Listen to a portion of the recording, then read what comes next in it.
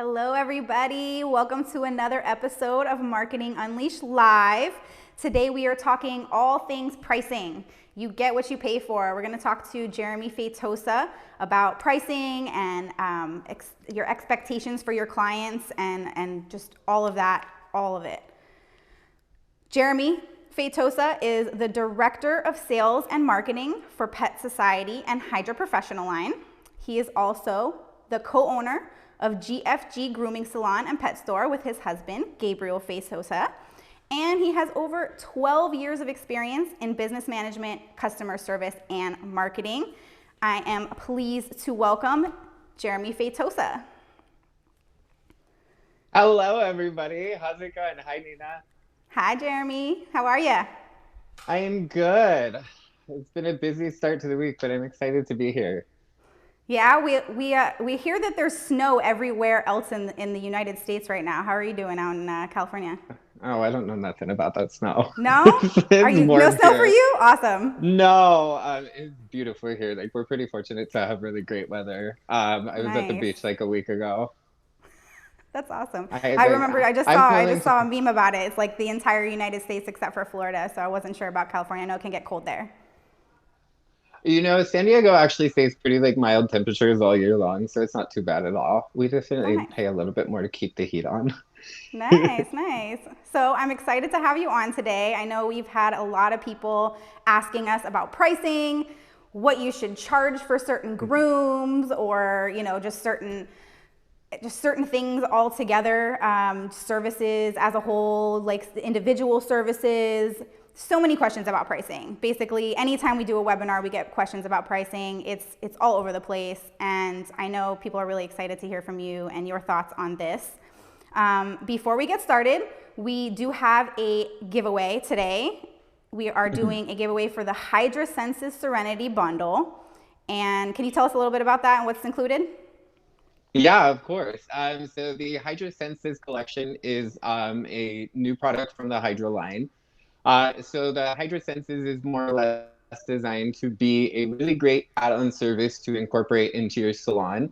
The bundle includes a shampoo and a conditioner, and they have a blend of apricot extract and almond oil, which is going to just very intensely hydrate the skin and the coat. And then it also comes with a booster, which is really cool. So it's actually, you can incorporate pure vegetable keratin into the conditioner just to reinvigorate the coat and hydrate. It's really great as an add-on service to be able to offer clients as like an enhanced service or spa treatment that they can give to their pet to kind of help just restore the coat. And it's a really Nice. great way for groomers to be able to offer something unique to their service. But the bundle is going to include all of that, as well as a cologne and a finishing spray. And Awesome. all you guys have to do to enter this contest is follow the Pet Society USA Facebook page, as well as the Groom House Facebook page, and then tag a friend in the comments below to make sure they're on the live today.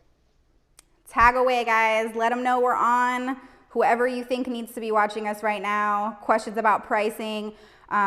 Just so you know, we are going to be taking questions. We have a lot of stuff to go over, so we are going to be waiting till the end for questions. So if you do have a question, write it down or try to remember it, and at the end we'll let you know to start adding in your questions, and we will take all of your questions at the end, and Jeremy can answer them for you.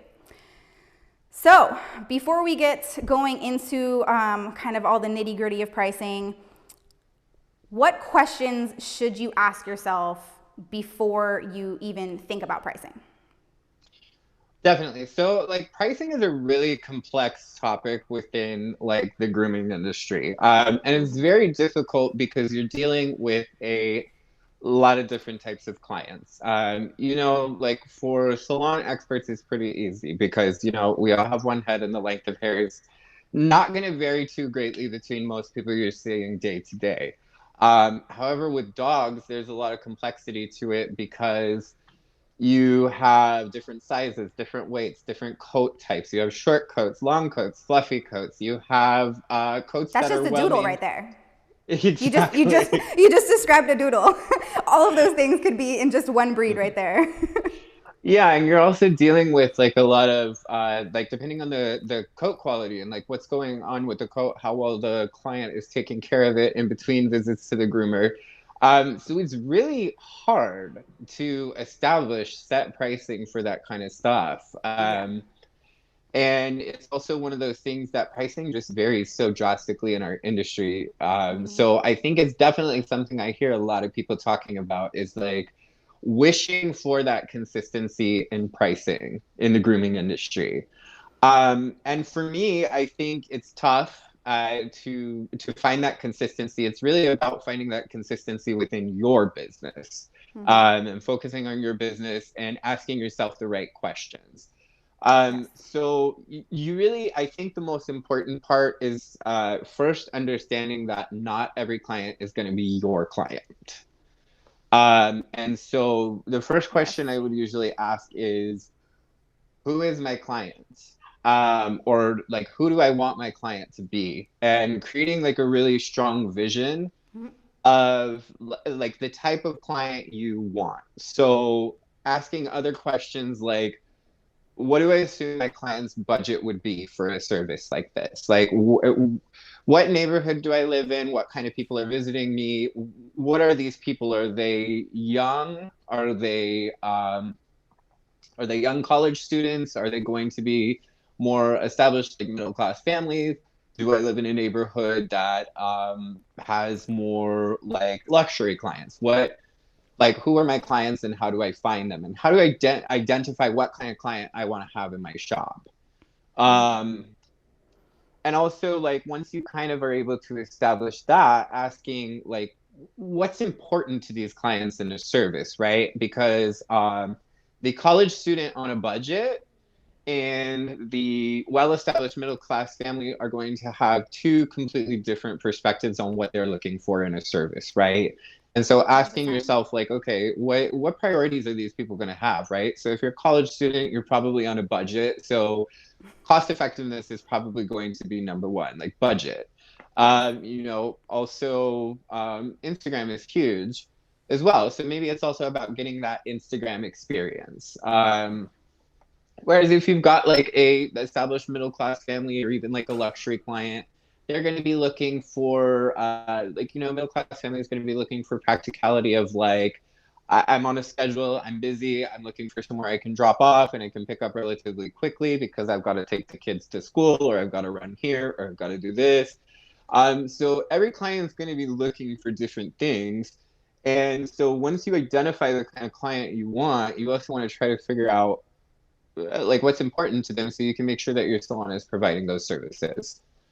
Yeah, for sure. Um, and then I think the other thing is asking yourself is like, what do you believe is unique and special about your services at your salon? Like, what do you do differently than everybody else? Or what are you bringing to the table for your business that's different and really gives it a signature quality to it? Whether Yeah, that that's huge. How are you means, going to set yourself across, apart across from, the people down the street, right? The groomers down the street. mhm. They're doing the same thing, right? But they're not at the end of the day. Everybody has something special, right?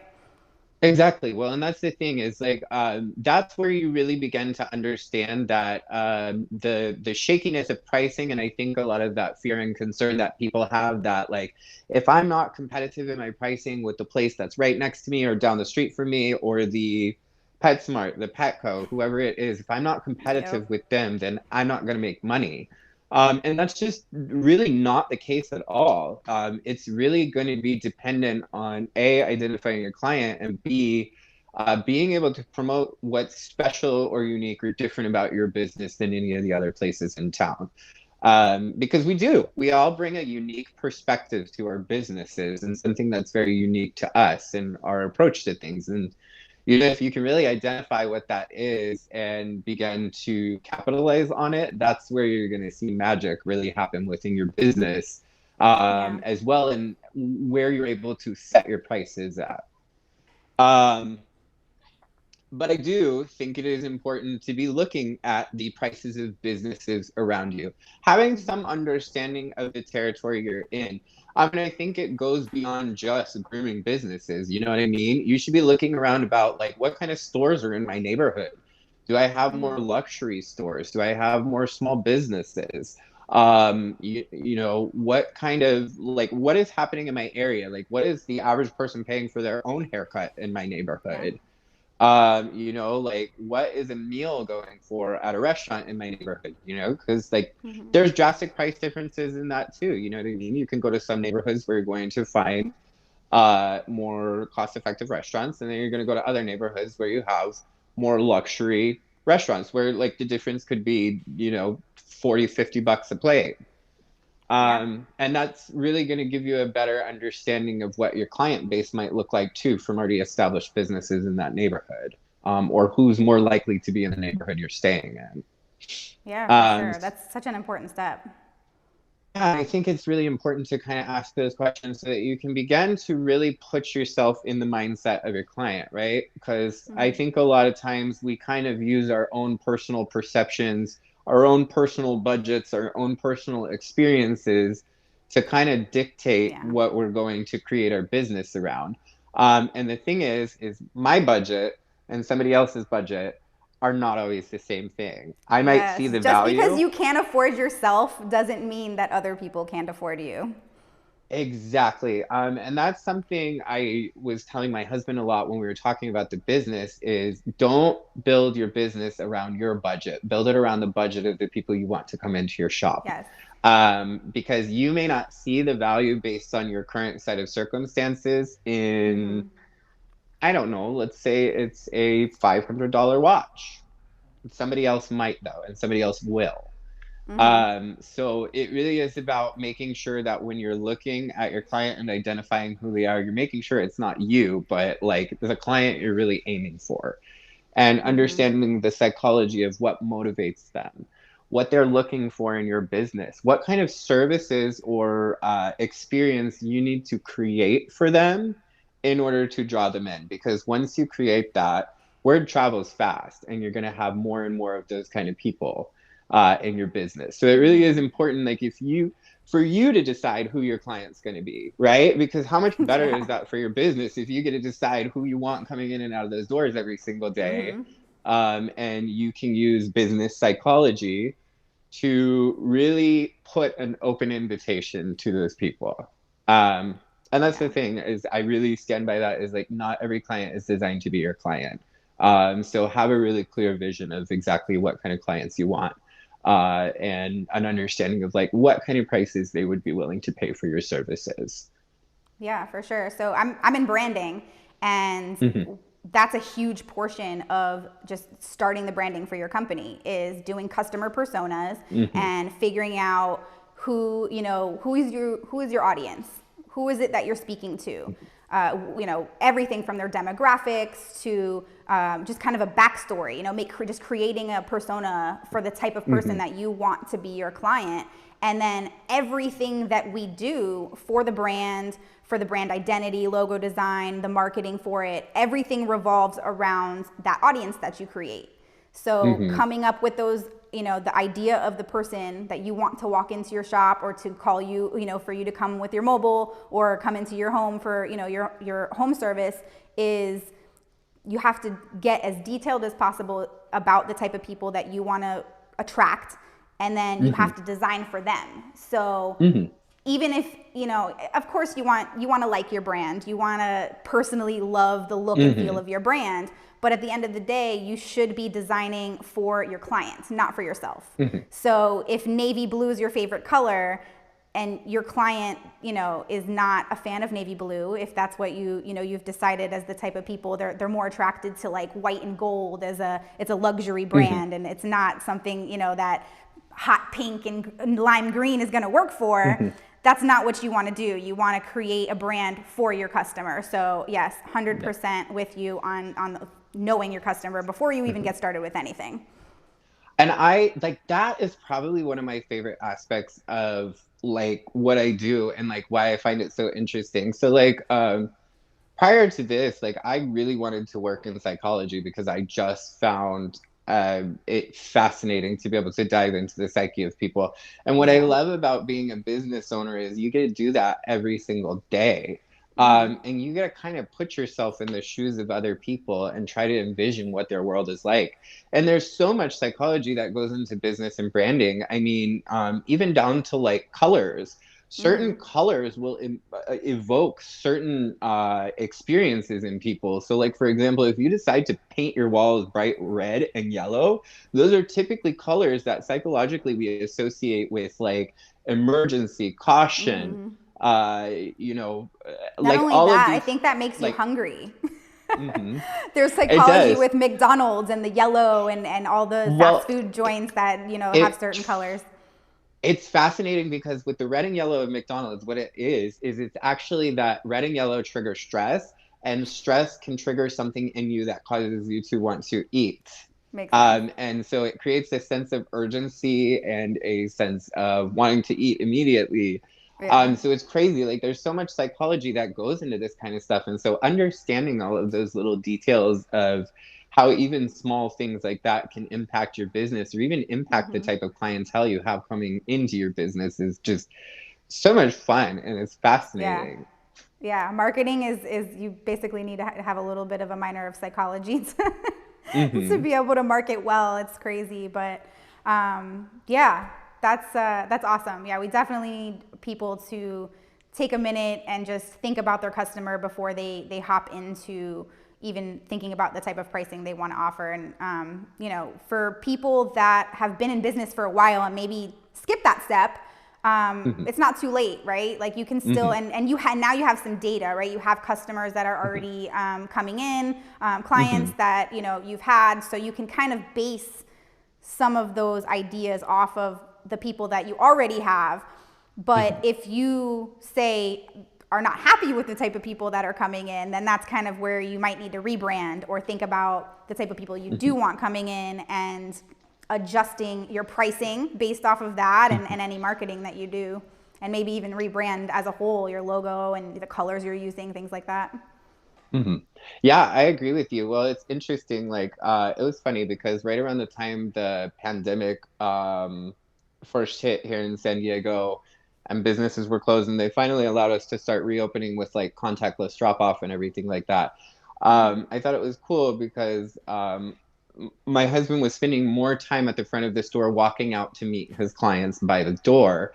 And he was shocked because he's like, I had no idea how many of my clients are pulling up in Mercedes and Teslas and these nice, expensive cars. And it's crazy because I was always scared that I was charging too much for my services or it was too expensive for my clientele. And then I'm looking at the cars they're driving in on, and I know those cars are extremely expensive. So, like, this Yeah. changed my whole perspective on how like I don't feel bad about the pricing I've been charging anymore. And so that's the thing is like you looking at that kind of stuff too and observing your clients and really being attentive to them. The more attentive you are to them and the more you really do pay attention to what's happening, the better you're able to provide them with the kind of experience that they want. Yeah, it's so funny because I had a conversation with Jonathan David not too long ago. He went from a salon to mobile through the pandemic, Hmm. and he mentioned also like so many of my clients, I had no idea how big their houses were. Hmm. He's driving up to the house in the mobile, and it's like they're in mansions, and it's like, oh man, if they can afford this, they can afford me. Like sometimes you feel bad Hmm. about charging people too much, but if they're okay with spending that on a car or if they have a house that big, then you have to realize that it's definitely affordable for them to get their dogs groomed regularly and charge what you're worth. Agreed. Well, and that's the thing is I think with groomers where that struggle for charging what you're worth comes from is I feel like as a groomer, you're constantly critiquing your own work, right? As a groomer, you really have something that is like limitless potential for how it could improve. Even the best of the best in this industry go to competitions and stuff like that to seek out critiques from their peers or other people about how I can enhance this haircut, how it can be better. It's never perfect. And I think sometimes what that can build up a psychology in the head is sometimes I feel like groomers are their own harshest critics about the quality of their work. When you're harsh about the quality of your work, you also start beginning to question the pricing or the value of what you're doing. And so that's why I think it's very important at the same time to be able to remain somewhat objective about your talent, Yeah. and understand that there's a lot of other factors that you're charging for besides just um, the finished product. Yeah, for sure. And it is really important that you have a strong sense of self-value for your work, understanding that like it is very possible to create improvements in it, but that also doesn't mean that it doesn't have value right now as well. So that kind of leads us into our next bullet point here. Don't take it personal. Hmm. Yeah. That's a really tough one. And I think for groomers especially, you put your heart and soul into the work you're doing, and you see it with groomers especially. They really do care about what they do with the animals.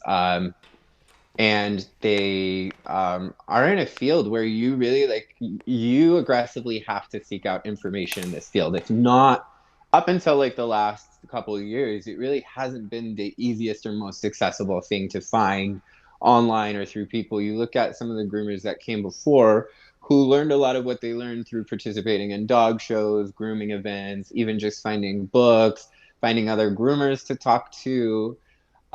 So I think there's a lot of personal attachment to the work. And I think sometimes where that can get difficult is especially with interacting with clients and also in establishing pricing. Um,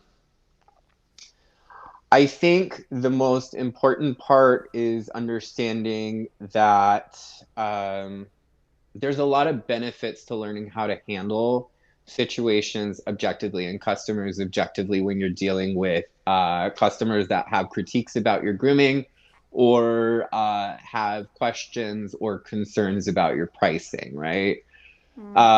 Because it happens a lot. Especially when you're sitting in a salon, you have people every single day questioning your prices. That's too expensive. I don't see why it's worth that. How is it this expensive? I don't get it. And I think, for someone like me who sits at the front desk of my shop and is not the one back there grooming the dogs all day long, it's very easy for me to speak about the prices to those clients and to have Yeah. a conversation with them about it because I'm not personally attached to the work. And that's the thing is when you have that personal attachment to the work, you see every dollar that goes into that haircut. You see all of the work and the time and stuff that you put into it. And also, unfortunately, at this particular time, I feel like a lot of people just don't have enough education about grooming to fully understand the process that goes into it. Yeah, they don't. And so I think, That's a huge thing lacking right now is just mm-hmm, pet parents' understanding of what the process is and mm-hmm, how long it takes. They want it done so quickly and mm-hmm. cheap and quick. And come on, we know that doesn't. You can't do both. No, and it's it is so much work and it requires people to be really coordinated and organized to do it. And I think that's the thing is social media is really opening up a lot of doors for grooming to be something that people really have more of an understanding of. And that's why I think Yeah. it's so important to have groomers putting that process out there and showing people how this works and educating them on the process of grooming. Yeah. But like in the interim, it's just like no matter what, you're gonna have people question your prices. We live in a world where pricing differential is all over the place, right? So, you look at the pair of $50 headphones and the pair of $500 headphones, and the first questions you start asking yourself is, why is this so expensive? What features, what benefits am I going to get from this? What's different about this than what I'm going to get somewhere else? Why should I spend this kind of money? They need to understand the perceived value Yes. of what they're getting. And so I think a big part of that is understanding that when you're talking with the customers specifically, um, putting a focus more on finding a solution as opposed to trying to give them a full explanation. I think you have an opportunity at the beginning when you're explaining the process of the groom to them before you get in there is like you do have an opportunity to explain the process of everything that's going on. I think especially at the end of the groom, it's a little bit more difficult to walk them through every single step of what happened during the grooming process. So at that point, I think the easier thing to do is to focus on a solution to the problem as opposed to an explanation of like, okay, well, this is our prices. So I can do this service for you at this price. And like finding a solution and an understanding with that client of like, well, what's going to solve this problem. Um, Give me an how to example. explain? Like somebody walks So in like, with what kind of dog? What yeah. do they say? So for example, if I have a client coming in up front and they're checking their dog in at the beginning and they are like, by the way, you guys didn't really talk about the price of what the service was going to be today. And say I have like a small Pomeranian coming in. And so typically for a Pomeranian at our shop, like starting prices for like a full bath and groom is going to be about $95. Which is exponentially higher than any of the shops in our area. It's a pretty high rate to be able to charge for grooming. Um, but establishing the value up front of that, being solution oriented and understanding that I'm going to have clients constantly questioning my prices. So as opposed to trying to have an explanation every time, finding a solution that's just going to cut the corner on that altogether so that it's faster and more efficient. So I say, well, that's a great question. Perfect. Let me explain to you why you're going to pay a little bit more here. So first off, your dog is going to come in. We're going to do their ears. We're going to do their nails. We're also going to give them a full bath that includes a deep conditioning treatment that's infused with collagen, coconut, argan, and sesame oils. That's going to enhance your dog's skin as well as the coat. It's going to be very soothing and relaxing through the process. It also has argan oil, which is a thermal protective. So when they're under the dryer, it's going to protect them from any heat damage. We're also going to give them a full chamomile facial, a hot towel, and then they're going to get brushed underneath the dryer, and we're going to finish with the haircut.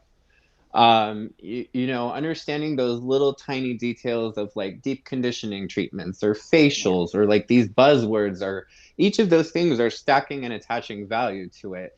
And so, as opposed to having to explain to the customer at the end of the situation everything that happened, I'm finding a solution and just introducing it from the very beginning of the process, explaining and giving them the full breakdown. So that way, there's no question as to why they paid that price at the end. The other thing I like to do is I don't like to give fixed prices. I think, especially in grooming, it's very difficult to give a fixed price. And I think it takes a long time to go through the process of explaining that. So, what I tell clients specifically is it will be between this price and probably this price. We'll be able to give you more information when we do your consultation, when you come in for the appointment. And this works great for new clients of like, okay, so typically for a dog that you're describing to me, this would be about the starting point of it, and this would be about the finishing point on it, depending on a lot of things. Like if you have a doodle coming in, it's going to depend on the coat. We got to see what the coat looks like. Is it really tangled? Is it matted? How well brushed out is it truly? When's the last time it came in? What kind of haircut are you wanting to do? What kind of temperament does this dog have? Because all of these are factors. It's not like it's not predictable at all. You can have No, the same it's not. dog that comes in for one appointment that is like good and easy that Yeah. day, and you get them out really quick and you bring them in for the next appointment. And maybe the dog went to the beach the week before and his coat's completely matted.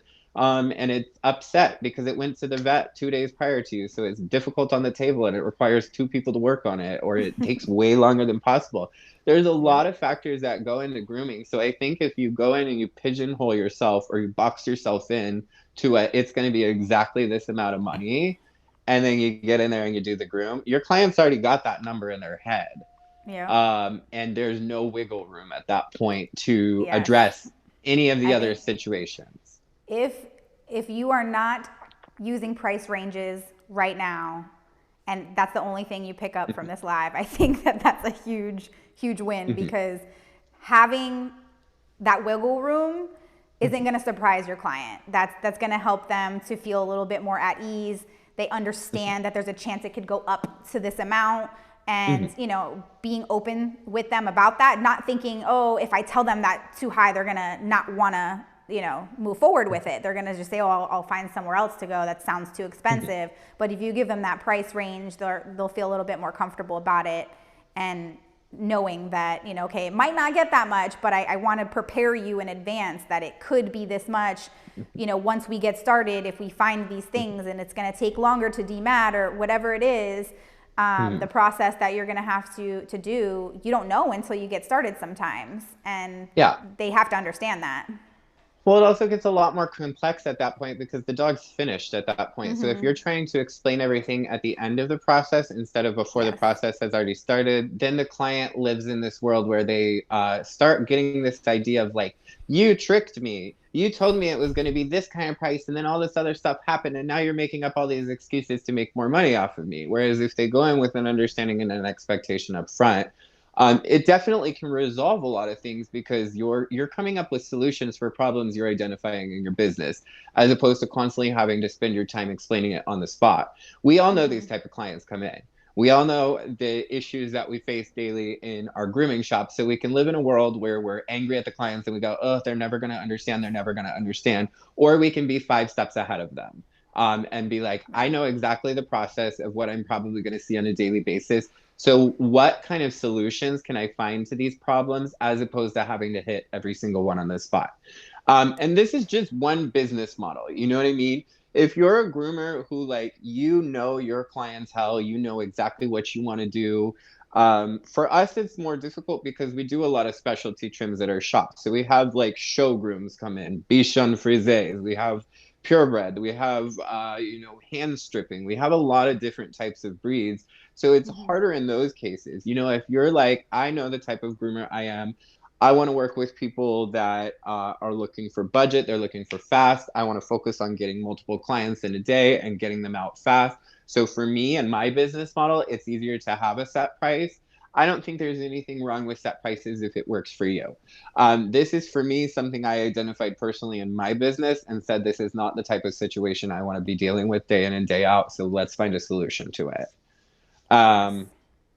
And that's the thing, is not every client is your client. You know what I mean? And like when you really truly acknowledge that and you say, you know what, not every person is going to get what I'm doing here. And I'm not here for every person. I'm here for the people that are on the same wavelength of the kind of business I want to create.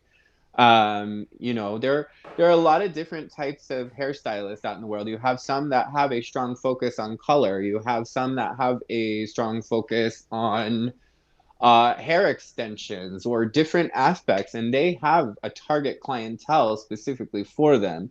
And the thing is in grooming right now, it's kind of like a free for all. And if you kind of put a focus on like, I know what my specialty is, I know what my game is, I know what I want to be doing on a day-to-day basis, so I need to find those clients, that's going to help a lot. Yeah. And also just being consistent. That, I think, is the hardest part, because I think sometimes we want to, like, especially in the day-to-day when the shop is busy and you're not wanting to spend a ton of time with those people, it is better to allot that time to stay consistent so that you save yourself the problems. Because once the problem happens, you're going to waste 10 times the amount of time, as opposed to just having that 2 to 5 minutes allotted before for pre-consultation and post-consultation. So this is what you should expect on this process throughout the day. Here's the expectations I'm lining up for you before your dog comes into my salon, and we make everything happen so there's no confusion. Cool. Here's my explanation of exactly how things went through this whole process. Here's what I need you to understand for future appointments.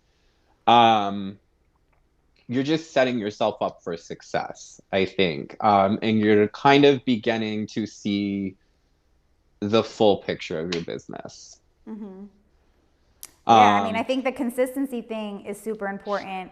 And, you are at the front, and so you're not doing the grooming, so you're a little detached from that. And I think it's really hard sometimes for groomers that are doing it all. A lot of them are just by themselves. They don't have any help, and they're one-man banding it and doing all the work. And so it's harder for them to confront people about the price when they're Mm-hmm. saying, oh, it's too much, and you know, some people might even, oh, okay, maybe I can do a little less. Like, no. You need Mm-hmm. to kind of create it, those systems that you're talking about, and doing things, you know, consistently, and just your pricing in general. All of these things should really be just like a policy. It's our Mm-hmm. policy. And when you say, you know, stop speaking as, even if you are a one-man band kind of, you know, situation, with the grooming, you're doing it all, it's still okay to say we or us, and use like, Mm-hmm. you know, the plural. Like, it's just, it's our policy that, you Mm-hmm. know, we charge for this. Or it's just, when you make it a policy, that helps you become more detached from it as a business owner, Mm-hmm. and it's less likely that they can kind of refute that. Like, okay, it's a Mm-hmm. policy. Well, all right, it's a policy. What are you gonna do? I Yeah, I agree with you completely. And I think for me, I like to live in a world where like I can envision the best of the best of the best version, like my perfect world, and what my perfect world has in it when it comes to the shop and the business. I want happy clients, I want regular clients, I want clients that want to spend a lot of money, I want clients that take good care of their dogs. You create the vision of what you want, and you really do get to decide exactly where the roof on that vision stops. And I think what you also have to do is, okay, I like when you have a really strong vision and you've built it out into exactly what you want it to be. And I think it's good to write it down. Write down, what is my perfect client? What do they have? What do they do? How do they Vision act? board. Yes. And approach each of those individually and be like, okay, so what do I have to do proactively to find these people? What do I have to do proactively to make sure these people do what I want to have my dream client?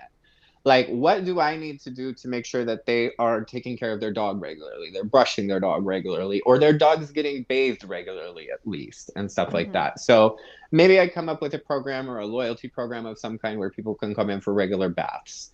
Maybe I, um, maybe I want to increase my prices. What do I have to change about my business, or like what part of the full picture am I not seeing yet about my business that could add value to the service that I'm giving beyond just my personal ability as a groomer? Like, what else in here can make this place look like what I'm offering has a better value to it? And that's really just about being able to look beyond what is on the table right in front of you and see the big picture of everything surrounding you: your business, your building, the aesthetic, your neighborhood, the people in your neighborhood, the people you want to be coming into your neighborhood. Like all of that stuff has a huge part to play in the bigger picture of your business beyond just what's on the table right in front of you that day. Yeah. Um, and I think that kind of moves me, and I think that's a big part of it. And I think that kind of moves me into, I think, my next point, which is kind of seeing the full picture of pricing. And understanding that if your prices are based exclusively on the dog in front of you on that table, you're missing out on money.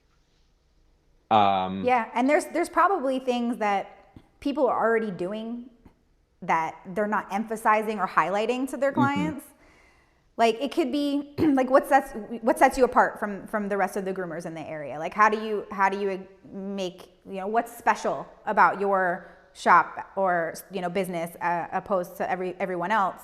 And you just kind of just have to sit there and think. And obviously there's things that they can add on, but mhm, to start, I mean, I think just do an inventory of what do you already do, and what are things that people don't even know about that you do, that, you know, it might seem insignificant to you, but to a pet owner, you know, if you use, let's say, oh, you use essential oils in your shop, and, you know, mhm, dog safe essential oils, and you just have a little, you know, diffuser going off in the corner, you could turn that into, you know, we use dog safe essential oils to create a relaxed atmosphere for your pet, so that, you know, they have, you know, no anxiety when they come in. It's a soothing experience, you know, like you can turn something mhm, so simple into a big selling point for what makes you mhm. special.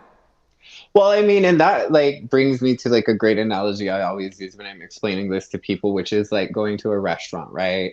So typically when we go to a restaurant, say you go to a really nice restaurant, you're like, oh, the food is so good. But it's not just the food, right? You're like, oh my God, the servers were so friendly. They were so warm. They were so inviting. They attended to everything I needed. They had this unique selection of cocktails that I had never seen before, like so unique to them. They had these crazy, beautiful little glasses that they were pouring everything The into. cocktails have these pretty little fruits, and it's, Hmm. it's just such a it's the, the Instagram worthy plates of Uh-huh. food, and the drinks and how pretty they make it.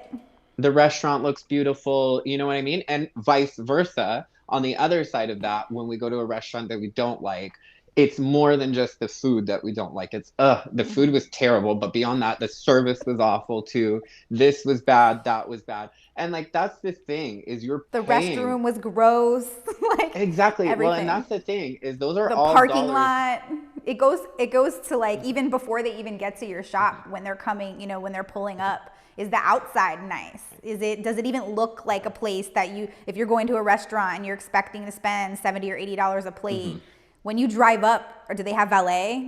Like, those are things Right? that you don't even think about. Well, and if the vision of the restaurant around you does not match the price point, right? So if you're paying for a $70 plate and the restaurant doesn't look like a restaurant that a $70 plate would be served at, you've immediately built it up in your mind that the value of what you're about to get on that plate is not worth what they say it's worth.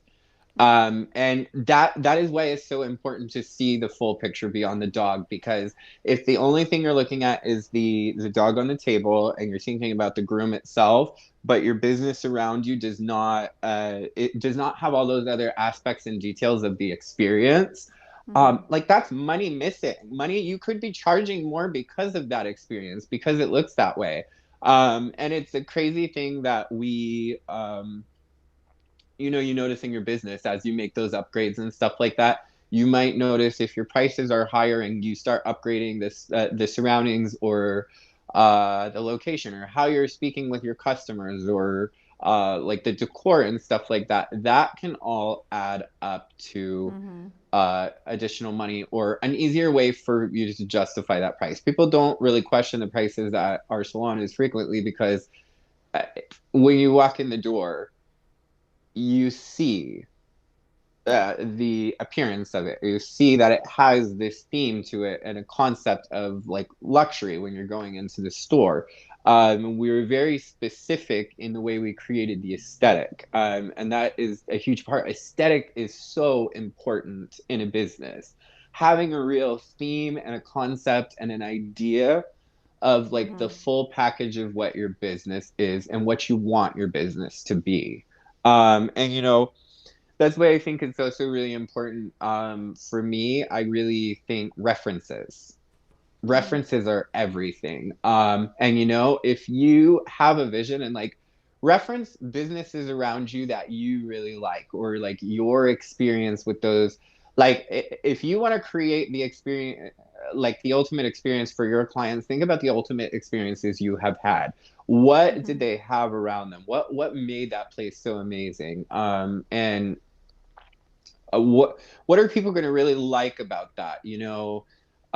Whether that be I went to the hair salon and it just felt very peaceful and quiet and relaxing. The They have this walls were nice all very music like playing at the perfect mhm, volume, and mhm. Dark, warm, cozy colors. I want somewhere that feels very yes. dark and intimate and quiet and relaxing. Or I want somewhere that feels very light and airy and like nature and stuff like that. So, like for our salon, a big part to me when we were creating the aesthetic was having aspects of nature in there, especially Yes. because I think it just really relaxes people with the idea of animals. So we started putting like greenery up on the walls, and we, incorporated elements of like really clean, like white colors and brick and marble and um, hints of gold. And we set it up so that a lot of natural light comes in the store. And just we wanted the place to feel very relaxing. We wanted it to feel very peaceful, but we also wanted it to feel very luxurious. So, like when I was referencing stuff, I was referencing a lot of uh, like luxury salons in LA or New York, or I was referencing, spas, or like the Mm-hmm. kind of experience that I really wanted to create. And that can really be anything. You just have to have a clear vision and understanding of what's already working in the market. Because it can save you a ton of time and a ton of steps to look at, like, what are people responding to? Like, where can Mm-hmm. I find references for these themes that I really want to incorporate into my business? If you want a luxury business, start wandering around luxury stores. If you want to have that fun, quirky, kitschy business, start looking at those places for references. See how they Mm-hmm. position stuff, see how it sits, see what the furniture looks like, the colors they're utilizing in their business, the phrasing that they use in the marketing and the advertising. All of those things can be really like, okay, now I have a base model for this. Now, how do I infuse myself into this? What personal aspects of me and what I'm trying to create with my experience can I incorporate into this to give it a signature feel that's very unique to me? What are things that Mm-hmm. I love? What are things that I'm passionate about? So, like at our salon, we incorporated our dogs because we thought it would be really cool to have our dogs kind of in the salon. So, on the doors, we have like one that goes into the back room that says grooming salon, and it has a picture of one of our dogs on it. And then we have another one that's for the self wash, and it has another one of our dogs. And then we have like a freezer where we have like frozen treats and like raw, like frozen raw and stuff like that in there, and it has another one of our dogs on it. So like those little teeny aspects. We also had like images or art produced for our shop Mm-hmm. with like pictures of us or pictures of like our shop or like our dogs or stuff like that. Just stuff that really was like little parts of us that we could incorporate to the business, but still meshed in with the aesthetic of that like high-end luxury feel that we wanted to go for. Nice. And that's going to add that unique factor to your business that really makes it yours. Is you can create the concept around an idea of references that you already have, and then like, okay, how do I inject me into this? How do I inject my business into this? Mm-hmm. Um, and reference outside your industry, because the reality of this situation is if you want something unique, you want something different. The Yeah. last thing you want to do is reference what's already happening within your industry. So look outside your industry. There's a lot of beautiful and amazing and inspiring industries. You've got nail, you've got hair, you've got Mm-hmm. estheticians, you've got like all of these different things that you can Spas, reference to. massage. Mm-hmm. Exactly. Like we were saying with the essential oils, like how cool would it be to get one of those little wooden tubs, fill it up, throw some rose petals, and drop essential oils, and then show yourself bathing a dog on Yeah. Instagram and that? Like people would go nuts for that. Yeah. Um, and that And is how much something would right that there. cost you at the end of the day? You know, like these little Exactly. things that you can incorporate really don't have to be, you don't have to redesign your entire salon in order to figure out something that makes you special and stand out and something that you can market well. We have large dogs that can sometimes incorporate up to like $50 just on an add-on service alone. Wow. Um, And it's all about how you target it, you market it, and you present it to your customers. And you have to like really firmly commit to it and Yeah. wanting to do it and make sure you're doing more than just, okay, I'm going to incorporate this service in and let me just throw a sign in a little plastic folder on top of the desk. And, Yeah. if people see it and they ask what it is, I'll tell them. Like, you have to do more than that. It's crazy. When we started Yeah. advertising color on like, Gabriel started putting color work on his Mm-hmm. Instagram page. Every week we started getting requests for people to get Yeah. color on their dogs. Um, Yeah, they got to you see it really, sometimes. You can put it on a little sign, but until they like actually see it, oh, you can do that with a dog? Really? Oh, I want that. They'll just definitely start asking. yeah. But yeah, so strong communication with the customers, understanding what type of add-ons would be appropriate to suggest to them. And Mhm, that's huge. And I mean, you got a lot of experience with this and communicating with the customers on the pricing and any mhm, add-ons and things like that. But like really knowing how to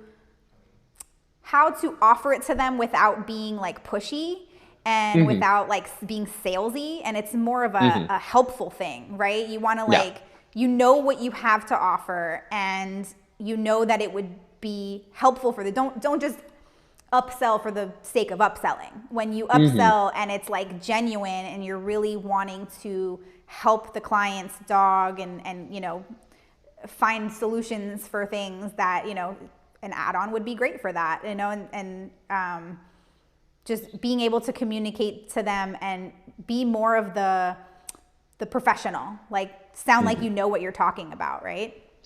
Yeah, I think my rule of thumb is reason, purpose, or feeling. So you have to have one of those three things in the explanation for when you are presenting something to somebody to make it make sense, right? You may go at them with the approach of presenting them something that's going to like evoke a feeling in them of like, oh, like excitement or like, Yeah. happiness or joy or something like that. Or it could be like a reason, like, this is the reason I think this would be a good idea. Or like a purpose. This is the purpose and this is the function that this serves. So the best time to do that is during your pre-consultation, right? Because you got them right in front of you. You're talking to them. And I love to do this where I'll like pet the dog and like, hi, how are you? So good to see you. Oh my God, this is your baby. Let me meet them. Let me take a look. Okay, cool. What are we wanting to do today? How do you want it to look? I will run my hands through the coat and I'll be like, I was noticing the coat's kind of dry. Have you noticed that at all? Oh yeah, he has an issue with dry skin, and eczema, or this is going on. Oh, well, we actually offer this really cool herbal treatment called Ayurveda. It's an add-on service here. It's about $25 more to incorporate it. But basically what this is an herbal bath that's going to very deeply hydrate and moisturize. It's also antimicrobial and antibacterial. So did you want to think about incorporating that in? That can definitely help soothe that skin. If not, we still have the really great bath that has the deep conditioning treatment and the facial in it, and it's still going to be really good to help out. But this Ayurveda is just going to add that nice little extra step to it to finish it out. Um, at that point, it's natural. And like the reality of Yeah. this situation is the only time it's going to feel uncomfortable is if you don't really believe in it yourself and the Yeah. value of what that service has. You have to That's have a firm huge. you have to have a firm commitment and a belief in what you're presenting to people and what you're offering people. Whether you, I mean, when I got into this industry, like I made an abrupt shift. I went from like human cosmetics to pet shampoo. And prior to that, like I didn't own any pets growing up. I like my first dogs came when I got married, and I've had plenty of them since. But um, it really required me to put in the work, to do a lot of time and Yeah. understanding so that I like started trying to bathe dogs. I started really wanting to listen and become very aware, because as I became more aware and as I really educated myself on the topic, I found a lot of passion and belief in the products that I was presenting to people. And that's important to me, is to have that conviction and that passion and truly believe in what you're presenting to people. Because if you believe in it and you are presenting this as something that will help these people, as opposed to trying to make money off of them, um, you'll never feel that way. You just won't. If you're Yeah. genuinely in it to help people, and that's where you go with that mindset of, I want to offer people options that I think could help them. I want them to know every detail of what we offer. That's going to make everything that much easier to do. I don't ever have to sell people on stuff because I'm just educating them. I want them to understand Exactly. because I think it's cool and it's interesting. Yeah. The add-ons should be a way for you to be helpful and Hmm. not be about, oh, we can make a little extra money by doing this. It should be a service that is genuinely going to be good for the dog, or, just a little special thing. You can do one of those essential oil baths, Hmm. that's just Valentine's Day special, things like that. That's always fun. And pet parents, would love Hmm. to treat their dogs to things, but sometimes you really just need to educate them and explain why they're add-ons. It's not something that every dog particularly needs all the time, Hmm. but it is going to be helpful for their dog in that situation particularly. Well, it's kind of like, for example, when you go somewhere and, like, say you purchase something, right? And, there's a bunch of accessories for this item to add on, right? And some of Yeah. them are probably relative, like, really important and very useful to have. Yeah. And, if somebody doesn't take the time to let you know that those things exist, you could be missing out on something that could make things a lot easier for you or better or happier. So, like, if you stop viewing it as I'm trying to get all the money I can out of these people, and more so about I just really want to give, I want to be a really helpful person for my clients, and I want to offer them I want them to understand everything we offer here. It's just that much easier. You don't have to feel bad. And Yeah. I'm thinking about Valentine's Day now, and I'm like, why didn't we do the rose petal bath? That would have been like Oh, genius. Like, yeah, I'm like sitting next here year, thinking write like it down, guys.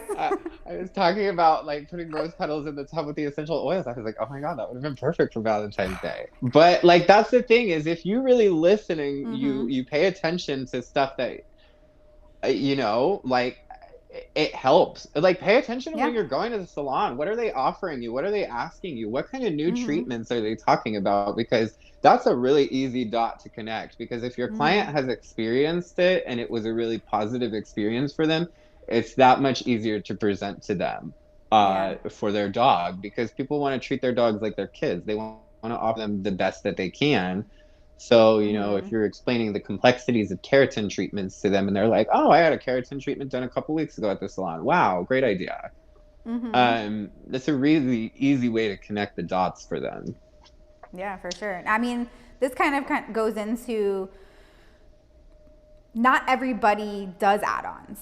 There are Mm-hmm. a lot of businesses out there doing just full service. They do Mm-hmm. everything's included no matter what you need. And Mm-hmm. that's one of the things that makes them special, right? That's Yeah. like one of those marketing things that, okay, you have to decide, right? When Mm-hmm. you're thinking about pricing and how you want to structure your pricing, obviously there's people charging by the hour versus by the pound, or Mm-hmm. doing full service versus add-ons. Mm-hmm. Any insight as to pros and cons for those? Do you think having an all-inclusive salon is beneficial? It just depends on your brand. What do you think about that? I think for me personally, there are so many diverse business structures, especially based on like region and area you're Mm-hmm. located, because for me to explain add-on services to somebody in San Diego, California, is really easy. You know what I Yeah. mean? Because like I live in a huge city. People are Mm-hmm. accustomed to a lot of this kind of stuff around here. There's more businesses, so it is more competitive. You do have to find a more unique edge to what your business is presenting. So people are used to things a little more outlandish. Mm-hmm. Whereas, if you're in the Midwest, you're in like somewhere like, I don't know, Wyoming or Minnesota, and you're trying to sell keratin treatments to people, you might be facing a little bit more of a struggle. Yeah. So, maybe for somebody out there, a better approach might be to I have an all inclusive bath as my standard bath. And then I have my luxury bath. So I only have two options. There's no add on service. It's just like this is the standard bath. It comes with shampoo, conditioner. This Mm-hmm. is my enhanced bath. It comes with a better shampoo, a luxury shampoo that has this ingredient, that ingredient, this ingredient in it. And then I have like a deep conditioning mask instead of the conditioner. And we also do a facial with the other one. You know what I mean? I love It's that. like, That's a great it's idea. Yeah. I still, mean, you're still adding on, but it's a separate kind of thing. and it doesn't always have to be complex. That's the thing is like, Mm-hmm. if you want to streamline your process, you can make a process really, really streamlined. And that's, I think, the real mindset you have to be in is not like what is going to work for me personally, like what is going to work for Mm-hmm. me personally, and how am I going to be able to execute it in a way that's manageable for me. And Yeah. as far as charging by the weight of the dog, the coat type, the size of the dog, the height, like there there are a million different ways you can do it. And the reality of this situation is the only thing I ever encourage people to do is if you feel like you're running into problems with the current method that you're using, Mm-hmm. really look at those problems and try to identify where they're coming from. Why am I getting all these questions, or why am I experiencing these problems? And what's the solution to this? Yeah. And ask yourself the solution. So say for example, you you were originally charging by weight, and there was like at the point you were charging by weight, it was when smaller dogs were on trend, right? Mm-hmm. Or maybe larger dogs were on trend, maybe doodles were the thing that were happening right then. So charging by weight or like size of the dog was really efficient for you at that period of time. But say the market has shifted and everybody's moving to tiny little teacup dogs. And so now you're in a spot where you're like, this is not quite like this method's killing me. It used to work really, really well, but this isn't working. How do I adjust? What can I do different? That I think is the most important part, is being able to assess the problems you're facing in your business with your current structure and come up with creative solutions that involve communication between you and your client to find that new alternative. Yeah. I'm people that like, I like to live in an area where I always have a gap, and that's why we don't ever have like really set pricing. We have a baseline pricing based on the size of the dog and the coat type, but we typically give people estimates, because Yeah. in the same way, if you're a contractor, you never give somebody a set price, right? Because a lot of things can shift or go wrong in between when you start the renovation and when you finish the renovation. You pull up the floors and you notice mold, and you got to replace everything underneath that and demold it. And that goes up by $150, $200, whatever it is, thousands of dollars. It's the same with grooming. I feel like in a lot of ways, grooming's not really an exact science. So try to put an exact price point on it. I mean, you can do it, and if it works for you, I'm all about it. But like Yeah. for our particular business model here and with the clients we deal with, the best thing to do is have more of like a quotation of like, this is about what you could expect between here and here. But until we're able to actually assess the dog, see the dog, meet the dog, because in that moment during that consultation, you get a lot of questions answered. But when you're trying to touch the dog, and if the dog doesn't want to go near you, or the dog's growling, or it's really fidgety and shaking, Yeah. in that moment, the likelihood that that dog could be difficult is probably substantially higher than a dog that comes in really, really happy and wagging its tail. You get Yeah. an Your opportunity to price look at the automatically just went up. Like the second you bring the dog in and they're aggressive, then it's a whole nother price. Exactly. And that's the same thing with like, you get the dog in and you feel their coat, and this person who's insisting they brush it all the time, and you're sitting here, come here, come here. I want you to feel this. Do you feel all these mattings underneath the armpits? Do you feel it all around the back of the neck? This is going to take a lot of time to get out of here. And I know you love to keep your dog with a longer coat. So what I'm going to tell you is like, for the first 10 minutes, we do offer free dematting, but after that we charge per minute. And so what I would like to know from you is, how would you like us to proceed? Because I can do the 10 minutes and then we can see where we're at. And I could probably give you an estimate. If you'd like, I can give you a call and say, hey, I think it's going to be about another 30 minutes. Would you prefer me to do this? Or would you prefer us to trim it down and cut the mats out? We can do that as well. It's not preferable. And we know you like the long coat. So it's probably better to invest in this. And we'll introduce you to our bathing program, where you can come in for weekly baths and pay a monthly fee to get access to a weekly bath and blow dry. And then you can keep that coat long. You'll never have to deal with these mats again. And now I've just locked in a permanent customer. Yeah. Yeah, that So, communication's huge, and being able to just explain those kinds of things to people. Just take the time. Some people don't want to take the time, or they think that people just don't care, they're not interested, and or won't understand. But when you're able to speak about the things that you know, again, you're the professional, so they should be listening to you. They should be taking your advice and saying, almost asking you, like, what would you do? Like, what do you think is better? And that's where you need to set yourself up for, is to be the more educated person in the situation and be able to explain those things to them. well, and beat him to the punch too. Like, the reality of the situation is that most of us have some understanding of like the typical kind of questions we're going to get, right? So we have a lot of time to really sit and think about, what is the most efficient answer that covers all my bases. And nobody gets on a stage in front of a podium and freelances a speech. They Yeah. have it prepared in advance. And if you're not doing that, I highly suggest it, is have a really well thought out answer to the regular problems that you face in your salon, right? And then test it out and see how it works with clients. Observe their reactions to the responses that you have created to handle the situation, and see how it does. If it works well, keep it and keep using it as long as it works. And then, if it stops working, adjust it. But have it in your head already, because first off, when you sit in front of a client and you are prepared, articulate, and ready to talk about it, and you're not like, well, there's this going on, and maybe this as well. Like when you are able to look at them and stare them directly in the eyes and really spell it out exactly how it's going to be, that in and of itself is going to shift the dynamic of how that conversation goes almost immediately. Yeah. And you're also just going to spend a lot less time stressed because you already know the answer to that. You know how to spell it out to the people in a way that's efficient and that works and makes the conversation as short as possible. In sales, you do that all the time. You prepare pitches. Yeah. You understand key points you want to highlight. You understand based off of your interactions with your clients what the common problem questions you're going to be getting or the common questions people are going to be asking, and you prepare a response in advance so you feel very prepared, very polished, very articulate, and like you're in control of the situation.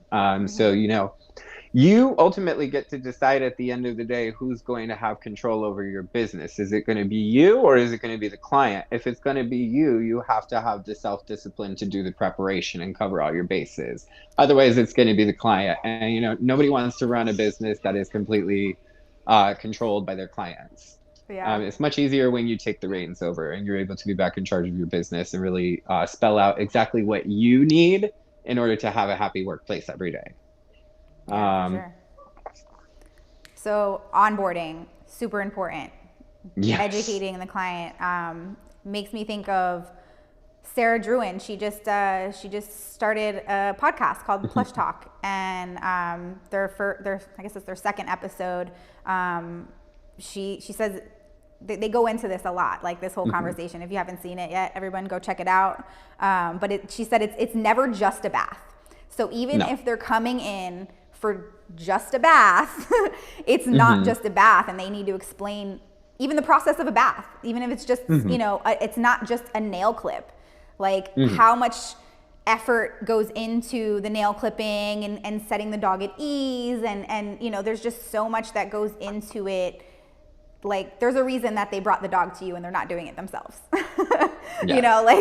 It's always, it's not just anything. There's, a lot that goes into every little process and service that you offer. So making sure you're onboarding and educating them in every little step, take the time. It's worth taking, 10, 15 minutes because it's only one time, right? Per client. You're just you're onboarding them for the first time. It's a new client, and it's do it right the first time. So you make a really good impression, and that way they come back. They already know, what's going on, and if anything's changed in that time, then you can always, let them know, it looks like they're a little bit more matted this time, or, like I said, they went to the beach, whatever, anything can happen. So there may be times where you need to explain other things, but for the most part, it's just the one time. So just take the time, 10, 15 minutes, and talk to them and educate them. Yeah, new client onboarding is huge. And I think like you set the tone for how your relationship is going to be with that client from that moment on. And it gives you a chance to get to know them, right? Like you said, not every client is your client.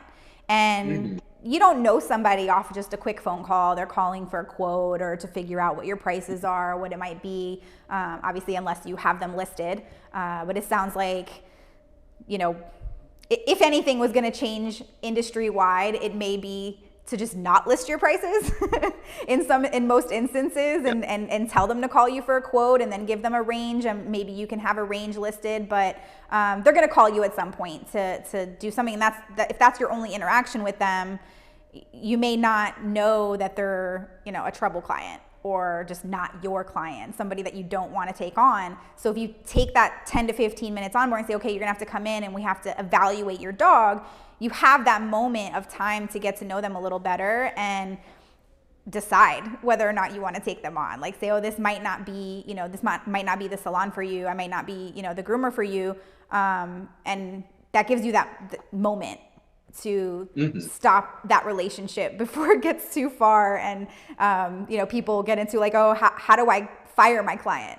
At that point, like, things can change obviously down the line, but it's something that you want to evaluate before you get into a relationship with them too far. super important, right? I agree with you. And I think in a lot of ways too, it's also like you, in that moment when you're having that expectation and understanding up front, what you're also able to do is really educate the client on their dog in particular. Because this is something I can personally speak to as somebody who did not have any dogs prior to getting married. I had no understanding of like coat differences. I could not tell you what was. I did not know about matting. I did not know, like anything about dogs, really. You know what I mean? Yeah. And I speak pretty fairly for a vast majority of people when I say like people go into this with like the most understanding is that they understand that that dog needs to be fed every day. They need to clean up after it, and it's cute. Yeah. And that's about the extent of what your average person is going to understand about their particular dog. And we know as professionals that every dog breed is different. The coats need to be treated differently. That dog may have specific needs that other dogs don't.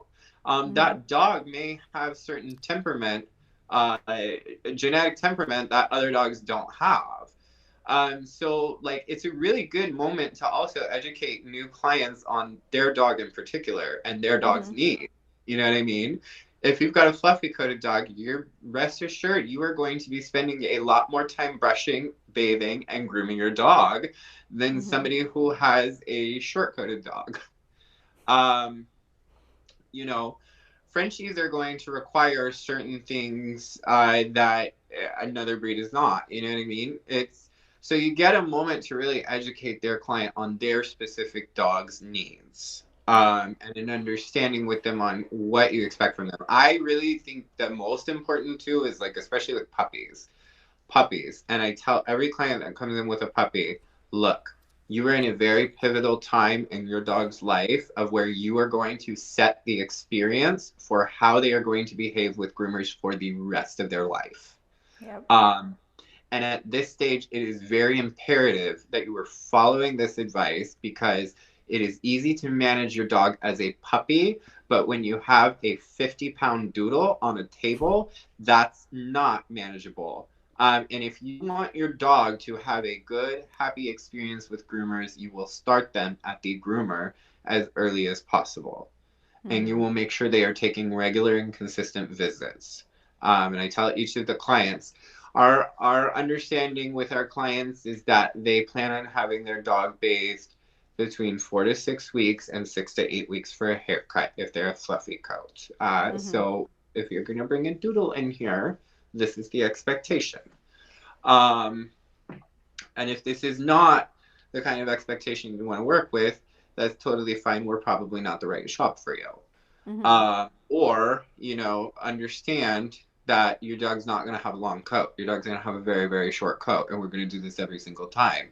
And explaining the process to them of like, I had a client who came in not too long ago for the first time, and their dog was just completely matted to the point where it was unrecognizable. So for me, it was very important to speak with them and let them know, like, I need you to understand that your dog is probably going to experience more stress at this grooming visit than they should have to. And here's why. Do you see how tight these mats are down to the skin? And I show them. This is pulling on your dog's hair. And when they go through with a clipper, it's yanking your dog's skin. Your dog is going to be in a lot of discomfort here, okay, through this grooming process. And it's really important for us that all of these dogs are leaving really, really happy. So for future appointments, let's go ahead and book your next one before we even start the first one, okay? So I'll get you on the schedule for 6 weeks. How does Tuesday work for you? Do you want to do the same time, 2 p.m.? Does that work with your schedule? Okay, excellent, cool, booked. Here's your card. I'm going to take your dog now. We're going to get this taken care of. You just have to really, set that expectation. Set that expectation. If they understand, is one thing. They drop them off, you don't say anything about that, and then they pick up their dog and it's like a different expectation than, than what you're setting. They're going to be unhappy. They might even leave you a bad review. But if you take the moment to let them know that what you're saying, this is not going to be very, a very spa-like experience for them because we're here and we have to fix this, they're more understanding. They're more likely to even probably give you a good review and say, wow, they were so insightful and they, they took the time to let me know about these things. And, I'm definitely going to be back. I know they're taking care of, of my baby. And, they appreciate that if you Mm-hmm. take that time to do that. Well, you know what I mean? Is like you're not going to leave your kid with a total stranger. Usually babysitters go through interviews, nannies go through Mm-hmm. lots of interviews, they meet the parents, they meet the kids, they see how the connection's going to be, da da da da da. Yeah. No different for groomers. So like if you're not preparing that environment for them where they feel like you're really knowledgeable, educated, you're comfortable communicating and connecting with them, it's going to make the process a lot harder. Yeah. The other thing too is just educating them on the process of how they can be involved in their dog's grooming Mm-hmm. experience, how they can make it more pleasant and less stressful for their dogs. When you explain it and break it down that way, as opposed to like, this is your responsibility to do, and more of like, hey, I want to teach you some tips that are going to make your dog's experience here a lot more pleasant. If you've got a Mm-hmm. puppy, your puppy's not accustomed to the vibrations of clippers or nail grinder. Okay, so it's very important we're kind of we're creating this experience for them that's nice and comfortable. So what you can be doing at home is finding something that has a very gentle pulsation to it, and right around your puppy's paws or on its back, running it over for a couple minutes. Give it a second to acclimate to it, and then give them a treat, because Mm-hmm. you're going to create that positive experience where they get accustomed to the vibrations of the clipper. And it's going to make it easier for me too. And your dog's going to be less stressed out when they're in here. I know you don't want your dog to be stressed because you love your dog. Mm-hmm. Uh, Focusing more on the connection that that client has with their dog and the care and the well-being of that dog, and the stress that their dog will experience due to not being properly prepared for the grooming appointment really does work wonders in shifting the way I can't tell you how many clients Yeah. come back to us like, I went and I did the thing with I got the electric toothbrush and I put it on the back of his paws, and he really didn't like it at first, but like after a couple times of getting used to it, it's so much better. And you know what? We validate that by at the end of the appointment, we said, your dog did so much better today. It was amazing. Yeah. He was way easier on the table. Having that connection and that communication, and also validating when your clients are exercising good behavior. Because a lot of times I think groomers forget that it is important to like celebrate wins with their clients, and like, your dog Mm-hmm. came in and it had no mats today. Great job. I can tell you're Yeah. brushing. Keep it up. It's almost like That you're training them. You train the you dogs, are. but then you train their owners too by like encouraging the good behavior, like making sure they understand that they're doing a good job. I hear a lot of groomers refer to the dogs as their clients, and that's just, the dog is not getting in the car and driving themselves down and paying for the end Yeah. visit. Your client truly is the person dropping that dog Mm-hmm. off. And so, as important as it is to build that connection with the dog, it's also important to build that connection with the parent as well. And Mm-hmm. so, it's less about shame on you. You're not brushing your dog. You're not brushing your dog. Dematting fee, dematting fee, dematting fee. It's more about like, hey, I really need you to understand the kind of stress that your dog is going to experience from this matting. Okay, we Yeah. have to pull these out with a brush, right? Can you imagine someone going through like the tangles on your hair and with a brush? It's gonna be like uncomfortable, right? And for a dog, Mm-hmm. we're not able to explain to them that they need to have this expectation of this is gonna Mm-hmm. happen when they come here. So like, let's do everything we can together to prevent it. Yeah. If you build that relationship more as like a partnership with your clients as opposed to like a partnership with a client, it just helps a lot. It really does, and people will respond to you a lot better. You'll find you have better experiences and easier experiences with the people too. Yeah, for sure. Communication is Mhm. key. So, here's a little bonus about price raises. We Yes. talked about like, oh, in instances where you just feel like it's time to raise your prices, maybe your cost of doing business has gone up, or maybe you did a big renovation and you're rebranding and you need to raise your prices. How do you do it? How do It's you raise your prices?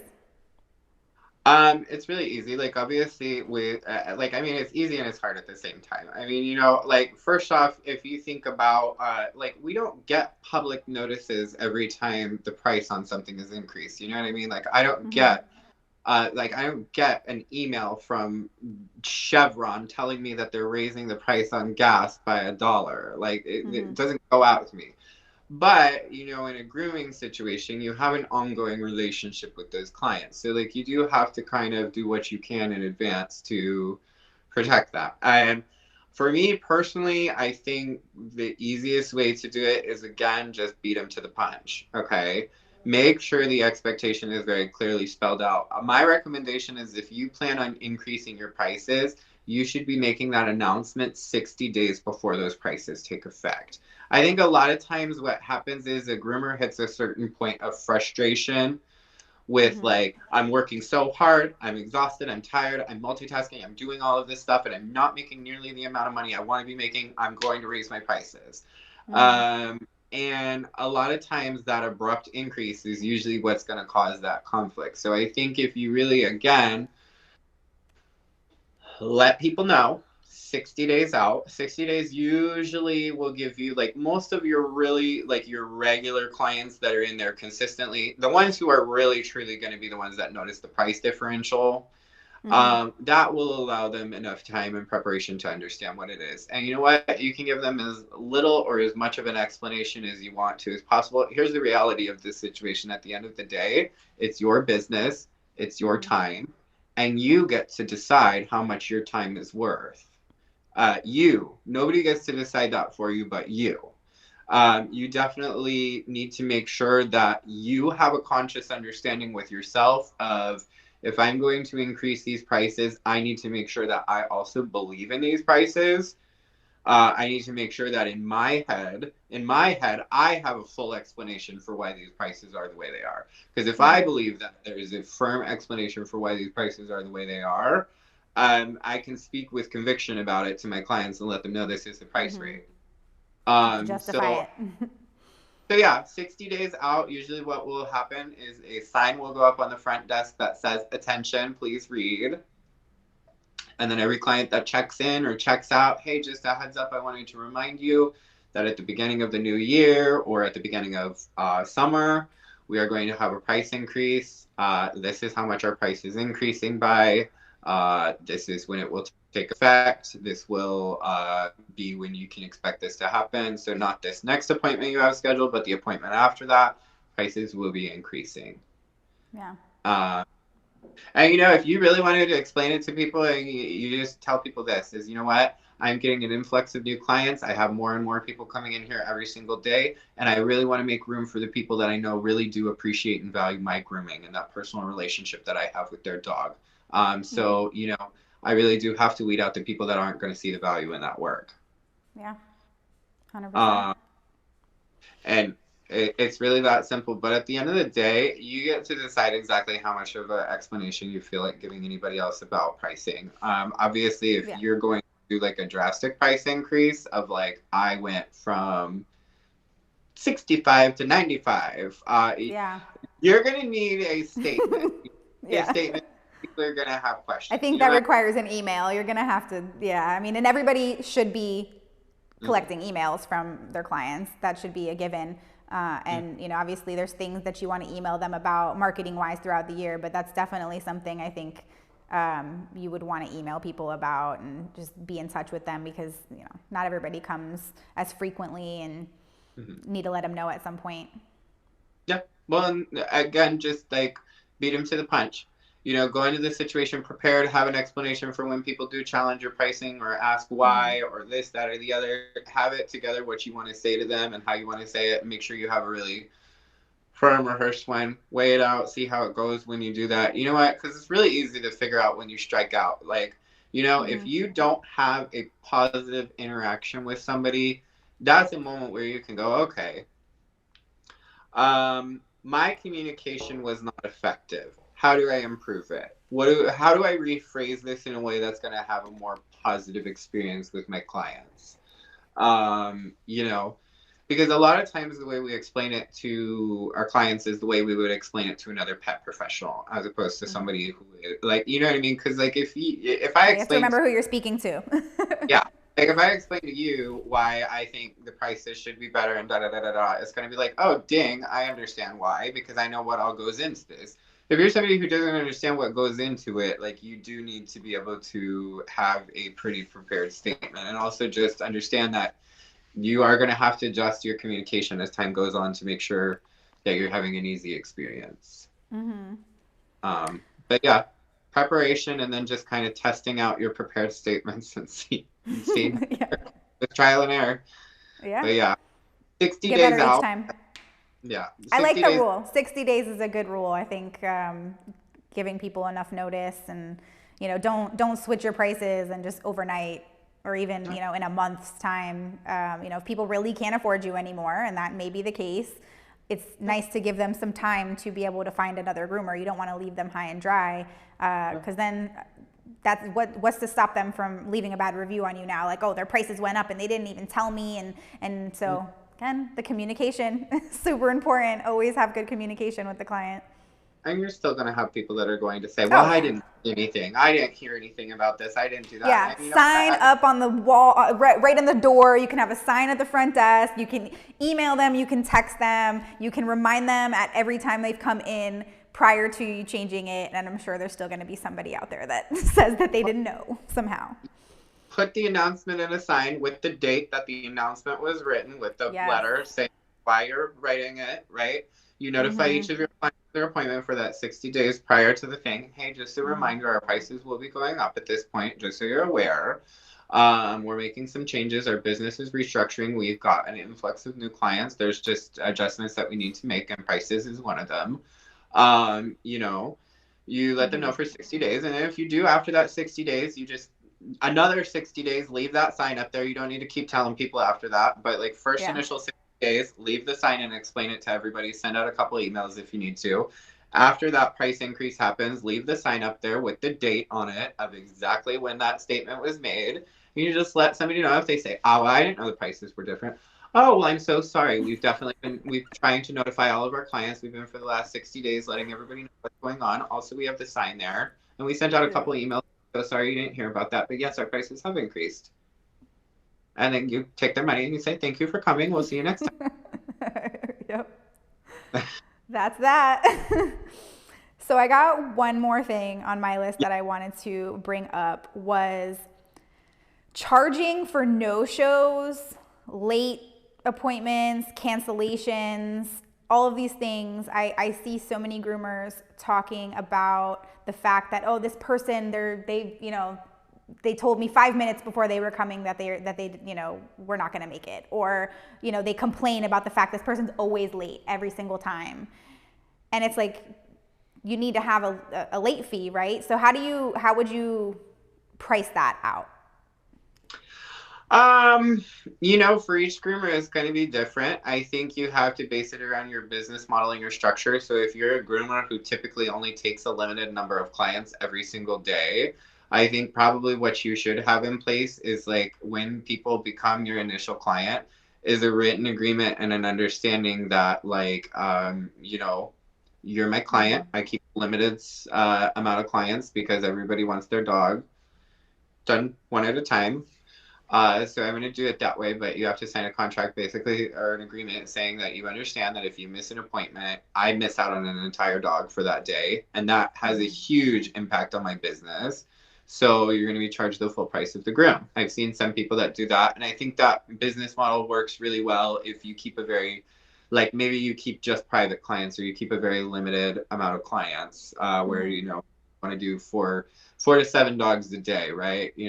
To lose one dog in a schedule like that is a huge, that can be a huge in money. So I think it's important to, again, do the work up front, really set a strong policy that gets you exactly what you want. And then for, in some places, maybe you charge 20% of the service cost and you say, hey, you miss your appointment before you're able to book your next appointment, there will be a 20% charge. I know some groomers are working with programs like Groomer.io where you can actually set it up where clients have to enter their card information prior to booking the appointment, and then I believe they can get charged cancellation fees automatically.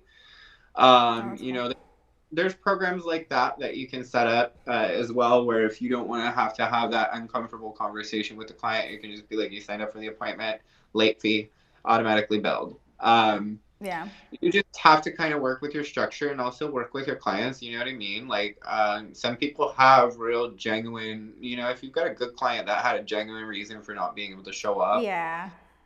work with My them. car broke down on the way. You're not gonna, you gotta be a little understanding with it. But I think again, it's just saying this is our policy, and you Hmm. make a policy and you stick to it. And I like not having it integrated, but I think that still reminding them, especially if you have someone that specifically is a problem, reminding them at as they book their appointment, for the next time. Hey, just so we do cancellation fees of this amount, and so just make sure you're letting us know within 48 hours if you need to cancel, and there's no fee. But if you need to cancel and it's day of, there's going to be a fee, or Yeah, less than 48 hours, 24 hours, whatever you decide you want to do. exactly. Well, and there's also a lot of ways you can be proactive about it. I mean, I used to work in salons prior to working in the grooming industry, and I worked with barbers, and we had one barber who could get so many appointments in per day. And so if somebody canceled, it was a really big inconvenience. So Yeah. we were very proactive, and we would call every single appointment the night before. Around 5 o'clock, we would start our calls. 5 or 6 o'clock, we would call. We'd call every appointment for the next day and say, hey, this is Jeremy from here. I am calling to confirm that you're going to be here tomorrow for your appointment. You're scheduled in at 9:30. Just a reminder, if you do not show up on time did you need it? I just wanted to notify you and confirm that you were going to be there. Okay, great. Thanks for letting me know. Just a reminder, if you are unable to make it, please call us in advance. Otherwise, you will be charged a cancellation fee before you're able to come back in and book again. Mm-hmm. You know, you ultimately decide exactly how much work you want to put into being proactive to prevent problems from happening in your salon. You ultimately have the control to decide how much prep work you want to do to make things run as smoothly as possible. And it can be exhausting sometimes because to call and confirm appointments, to be able to have these consultations and do all this stuff, it can be a lot of work. And it Mm-hmm. can be. But like, the reality of this situation is that if you have a vision long term of what your dream salon looks like, walk up that hill long enough and you will get there. If you do the proactive work up front, you can build your salon and establish it to a point where you can begin to uh, outsource that work to other people. Like, if you build a really well oiled machine that is efficient, profitable, and doing everything it can to cover any potential problems that you might face that could cause you to lose money, or even really invest in things that are going to make you more money or increase the value of your business as a full picture, you will eventually get to a point where you can outsource a lot of that stuff to other people. You got to do the footwork up front every single time. And Yeah. trust me, I'm doing it now, and it's not fun, but um you see where you came from and where you're getting to, and you see the Yeah. steps in between of like, wow, my business is flowing so much smoother than it was before. And I still know I've got some areas that I need to keep working on to find solutions to problems. But it's like, if you're depending on other people to shift to make your business run the way it's going to run, to make it run the way you want it to run, it's never going to work. You're always going to be at the mercy of other people's decision making. If you make a conscious decision that you're going to be the one to fix those problems and you're going to be the one to find the solution to them, and Mm-hmm. put in that extra work to make sure that you have the environment you want in your grooming salon, um, that's going to take you so much further than trying to put those expectations on other people. Yeah. um, as long as you keep having problems, you continue to find solutions, and as long as you find solutions, eventually you'll get closer to not having any problems. Yeah, I mean, I think that comes full circle to your point about it's more than just a dog on the table. So Yeah. when you go out and you're just like, oh, how much would you charge for this doodle that's matted, and it's so much more than that. And the time that you're putting into the initial consultation and everything in between that we just talked about. So yeah, I mean, I think we're towards the end here. So before I ask you if you have anything else to add, if anybody has any questions, you can go ahead and comment your questions now, and we will be answering them in just a minute. I wanted, just in case anybody didn't hear when we first started, we're doing a giveaway. It is the Hydra Senses Serenity Bundle. And in order to qualify for that, you need to make sure you're liking the Pet Society USA Facebook page as well as Groom House. You got to double check that you've actually liked the page and make sure that you've commented and tagged somebody, a friend, a groomer friend down below. Make sure you're commenting there and tagging them so you can be entered in for that. And we will be announcing the winner for that tomorrow night. And I believe we're doing that on the Pet Society page. So we'll be sharing it on Groom House as well, but you can look out for that announcement tomorrow night as well. Man, we've covered a lot about pricing and setting expectations. I don't know if there's anything to add or even if we have questions at this point. I feel like we've covered everything, but if there's any specific questions about anything that anybody, you know, is curious about, let us know. Do you have anything to add? I think if I was going to summarize anything in this whole situation, it's like, you know, no two businesses are going to be exactly the same. Okay. And you have to have a really strong vision of what you want your business to be and how you want your business to run. Because if you have that as you are going through the experience of owning that business, you are going to understand what steps you need to take along the way to get there, and what preparation you need to do to get to that stage where you get to have your dream business, right? And don't settle for less. You know what I mean? Like always aim for your dream business, and like trust me. This is a world where there are many different realities of what you can make your business be. And if you can, if you can see the vision in your head, you can make it happen. So, you know, if you want to live in a world where you only have to groom 5 dogs a day and you can make the same amount of money as you would if you groom 20 dogs a day, there's a world where that exists. There really is. There is a world where that exists. You just have to make that strong commitment to that vision, and you have to understand that along the way, life is going to ask you a lot of how badly do you truly want this dream business you keep talking about, because you're going to have to put in a lot of the footwork.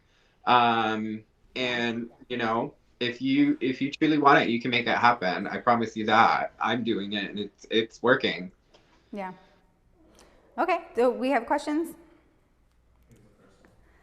How do you handle prices, quotes over the phone? I'm nervous that before clients meet me, they will be turned off by my prices, I assume.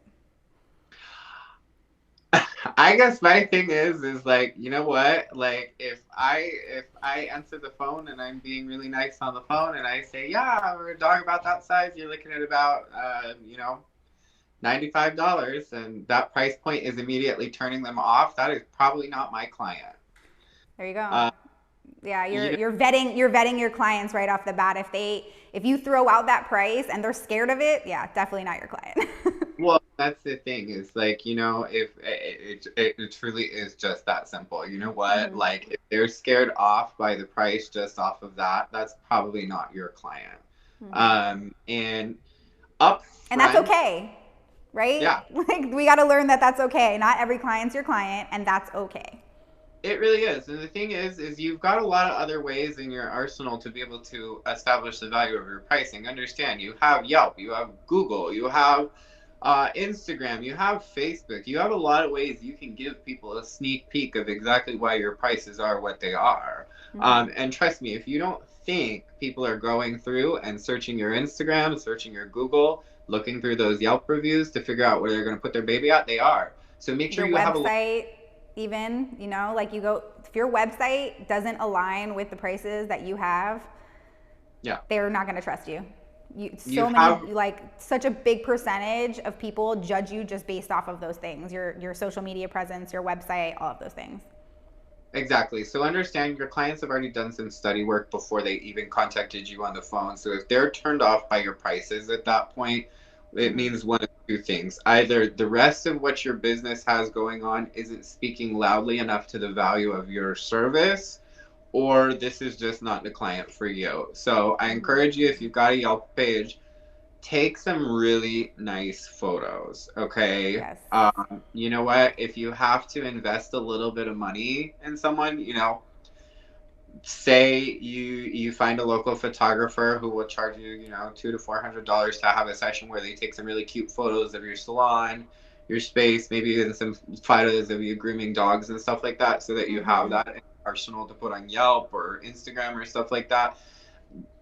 Think about it, $200 to Yeah. $400. That's like 4 to 6 clients, right? And if you can generate 40 to 60 clients just off of that enhanced Yelp, it's an investment that can be 10 times the value you spent up front that will show Oh up yeah. long. So So I worth do it. it.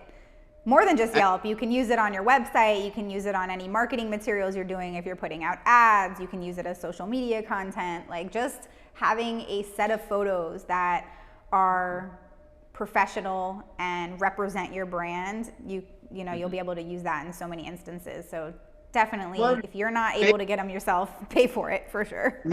well, and baby steps too. You know what I mean? Yeah, Is like not everybody gets to start out at that square. Like I can tell you from exactly. personal experience, I have had to make a lot of compromises on my vision up front because I didn't have the budget to make it happen. So it's either like I can decide, I can make a commitment to like having crummy photos, or what I can do is I can go on YouTube and be like, how to take really good photos on an iPhone and like Yeah, start studying. How do I get these good angles so I can take these pictures myself up front? This is not my ideal long-term solution, but this is yes, what I have the budget for, and this is what I'm going to do. yeah. Um, If you don't so have the yeah, budget, take the time and learn yourself. And it's not that I, hard. I, Good lighting, good angles.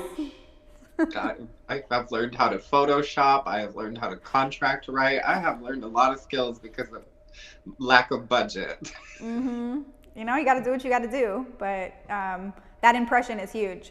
We got another question? Can we talk about how to know if you've capped out in pricing? That's my fear.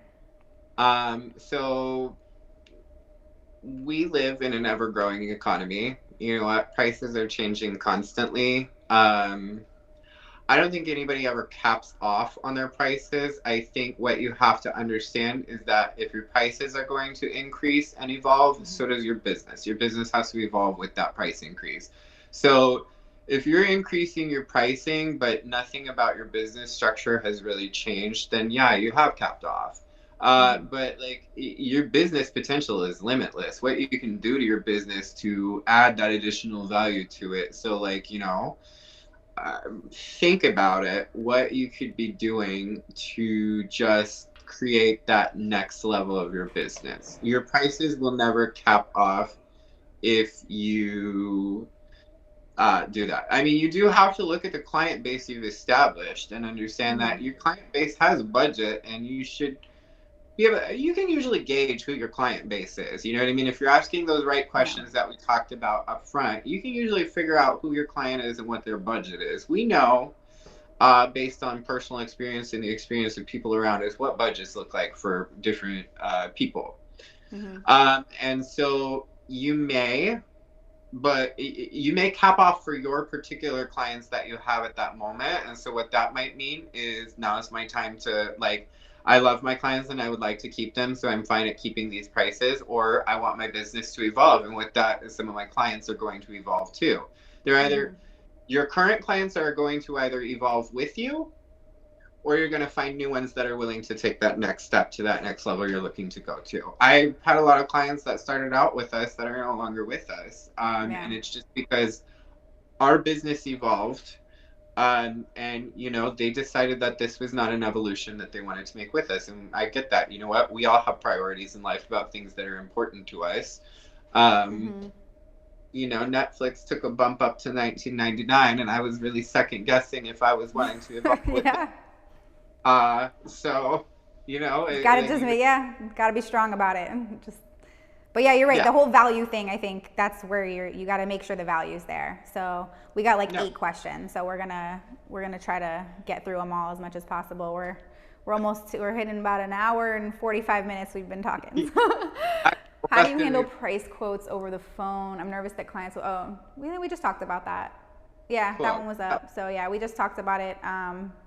Pricing over the phone. think we got that one. Yeah, same person. They just reset. How much time approximately do you schedule yourself on your business to have a return on your rebranding efforts or investment? That's a tough one because it's going to depend on what kind of rebranding you're doing. Rebranding, like anything, it's also going to be based on what your business was like beforehand as well. You know what I mean? I try to focus for me personally on small projects consistently as opposed to feeling like I need to make everything happen all at once. Yeah. And so the Like great magic part wand it about and everything has changed and you have a whole new business now. Yes, I think that can be tough for a lot of reasons because you have a lot of clients who it just makes a lot of complexity to everything. I think I like the gradual projects basis of like doing things in steps. First off, because I feel like my clients get to go on that ride with me of seeing that evolution little by little and seeing what Yeah. we're trying to do. Yeah, like, oh, that's a And nice you little can use change. That's something new. They get excited about it, keeps them excited well, the to see great you part is grow. well, yeah, and it's kind of like the stock market. You know what I mean? It's like you make small investments up front to kind of test out how it's going to work out, and then as you get more comfortable with it, you make more aggressive investments. So like if you see a stock that starts doing really well and you've invested little, obviously at that point you throw more money into that stock and you start doubling down on it. It's the same thing with your business. Test it in a small way first, and then if it's really starting to work, invest more into it. Um, for example, like when I started up the retail space in our store, I was very specific about like I need stuff that I know for a fact is going to sell because I need to generate capital to get new stuff. And so I started with like sure finds that I was like, I know these will sell. And then as the retail space started growing, I started like testing out new things. Like, oh, I want to bring in DNA kits for dogs. Like, I don't know if that'll sell here, but like, let's give it a try. Yeah. And then I want to invest in like dog home decor. I want like balloon animal sculptures of dogs, and let's see if those sell in here. And I bought like a really small quantity, and they started doing really well. So it's like, let's buy more, get more. Yeah, you Same never thing with know. your grooming business. Test out a small add-on service. Like if you've never tried an add-on service, pick one. Do like a deep conditioner or like a mud bath or like a herb bath. Try it out for a month. Do like a monthly special over the month of July. We're offering a limited time offer for specialty herbal baths. July. Yeah. Hydrate your pet's skin during the hot summer months and see how it does. If it becomes something your clients really appreciate over that month, maybe invest a little bit further in it or try some additional ones. But yeah, like I like to pace it out like that. And usually you'll know really quickly if something's working or not working. Yeah. And typically what I like to do is I like to do the phase of I'm going to present this with my original idea. I'm going to give it a couple weeks to see how it does. If I'm not getting the response I want, I'm going to see if I can adjust something. Or I'm going to even ask my clients question, what would attract you to this? Like, what would like make you interested in this? Like ask them questions. Why not? Yeah, get Ask, feedback about ask, it because if it's not something that they're interested in or want, then you don't want to waste your time on it. And it's okay to try things and, like you said, like, maybe tweak it or get rid of it altogether. Like, it's totally okay to try something and say, okay, this doesn't work. We're just going to get rid of it. Yeah, I would say if it's like a service-based thing, I would say probably like if you're trying to launch like a new add-on service or something like that, you should probably know within your first 6 to 8 weeks if you're consistently asking every single person. And I truly mean asking every single person, not just asking one person for the day, getting that first no, and then not asking a single another person. Or like throwing up a sign on the register and just letting it sit there and being like, Yeah. well, nobody said anything. But if you're Yeah. truly putting focused efforts on trying to promote something and within 6 to 8 weeks you're not getting the results you want, that's probably about the time you should either be reassessing your strategy for that or saying probably not going to work. Yeah, set a deadline. All right, next question. How to respond to a bad review due to my prices. I got bad review because they didn't like my price, not that I didn't do a good job. Uh-huh. And you know what, like for me, very specifically, it was just like break it down, respond. You Yeah. have an opportunity to Always make sure, respond. always respond. Make it a, like, you can very simply say, you know what, like, and I try to do it in a way that's very like, you know, um, we're so happy to hear that you had a great experience at the salon. We understand that our prices are a little bit higher and may not be for every single client that we have, or may not be for everybody. But like, thank you so much for coming into our salon. We really appreciate your time, Yeah. and coming in. Hopefully, one day you'll be able to come back. It could also You be know, a teaching moment for, there's going to be other people obviously looking at those reviews and deciding whether or not they want to come to your salon or hire you as their groomer. So if you can even take that moment to respond back to them and kind of point out the fact of all the things that you're getting for the price that that you've put up. Okay, yes, I'm sorry that my prices aren't right for you, but we do X, Y, and Z. So in order to continue to give your pet, the best experience possible, that's just what our prices are. And that yeah. way it's almost like a advertisement moment of letting people know that might not have come to your, salon, or maybe this is just the only thing they've looked at so far is the review. They're getting some information there about why your prices are high, and they're like, okay, this guy's nuts. They don't understand obviously the value that he doesn't understand the value he's getting. But if you can explain the value, there's a teachable moment, and just like a marketing moment for you. Well, yeah, and think about, and like, you have to truly have an understanding of why you charge what you charge as well. If you do, it's a lot easier to explain to people, why do I charge what I do? I charge what I do because I don't want to have to deal with 40 dogs in a day, because that becomes really hectic. It can also become unsafe, and the dogs don't get nearly enough of the undivided attention they deserve. Exactly. And our prices are a little bit higher because we want to have more dedicated time and attention to your pet when they come to our shop. We do a Your full sort of. pet's safety and well-being are our top priority, and we can't budge, on that.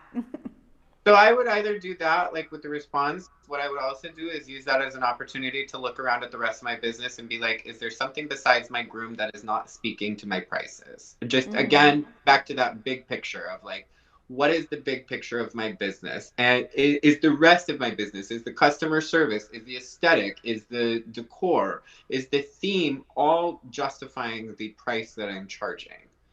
And is that matching up with the quality of the work that I'm putting out as well? Because if the quality of the work is excellent, but the surrounding business is not, nobody. I'm not gonna sit in a restaurant with a dirty table, even if I get served a beautiful plate of food. I'm gonna be like, this place is gross and dirty. I don't want to eat here. And